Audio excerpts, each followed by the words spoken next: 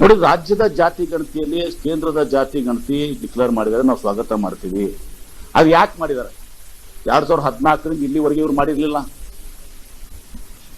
ಈಗ ಬಿಹಾರ್ ಚುನಾವಣೆ ಬಂದಿದ್ದು ಮಾಡಿದ್ದಾರೆ. ಅವರೇನು ಜಾತಿ ಗಣತಿ ಮಾಡ್ಬೇಕಂತ ಮಾಡಿಲ್ಲ. ಬಿಹಾರ್ ಚುನಾವಣೆಯಲ್ಲಿ ಈ ಜಾತಿ ಗಣತಿ ಬಹಳ ಪ್ರಮುಖ ಪಾತ್ರ ವಹಿಸಿದೆ. ತಮ್ಮ ಮತಗಳ ಆಶಯ ಸಲುವಾಗಿ ಬಿಹಾರ್ ಚುನಾವಣೆಗೆ ಅವರು ಅನೌನ್ಸ್ ಮಾಡಿದ್ದಾರೆ. ಮತ್ತು ನಾವೊಂದು ಸ್ವಾಗತ ಮಾಡ್ತೀವಿ. ಆದರೆ ಅದು ಕಂಡೀಷನಲ್ ಏನಿದೆ ಅಂದ್ರೆ ನಮ್ದು 6 ತಿಂಗಳಲ್ಲಿ 1 ವರ್ಷದಲ್ಲಿ ಅದು ಜಾತಿ ಗಣತಿ ಮುಗಿಬೇಕು. ಸುಮ್ಮನೆ 3 ವರ್ಷ 4 ವರ್ಷ 5 ವರ್ಷ ತಗೊಂಡು ಹೋಗುವಂತದಲ್ಲ. ಅದಕ್ಕಿಂತ ಹಣಕಾಸು ಕಡಿಮೆ ಒದಗಿಸಿದಾರೆ ಅಂತ ತಿಳ್ಕೊಂಡಿದ್ದೀನಿ. ಇಲ್ಲಿ ನೀವು 135 ಕೋಟಿ ರೂಪಾಯಿ ಆಗಿತ್ತು 10 ವರ್ಷ ಹಿಂದೆ. ಅಲ್ಲಿ ಸುಮಾರು 600 ಕೋಟಿನೋ ಇದು ಮಾಡಿದ್ದಾರೆ. 500 ಕೋಟಿ, ನಾವು 100 ಕೋಟಿ ಜಾಸ್ತಿ ಹೇಳಿದ್ವಿ. 500 ಕೋಟಿ ಏನೋ ಕೊಡ್ಸಿದ್ದಾರೆ. ಸೊ ಅದು ಸಾಲದಲ್ಲ. ಅದೆಲ್ಲ ಮಾಡಿ ಈಗ ಆರ್ಟಿಫಿಷಿಯಲ್ ಇಂಟೆಲಿಜೆನ್ಸ್ ಇದೆ, ಬಹಳಷ್ಟು ಎಲ್ಲ ಇದು ಇದಾವೆ, 108 ತಾಂತ್ರಿಕ ಇದು ಇದಾವೆ, ಮಾಡ್ಬೇಕದನ್ನ.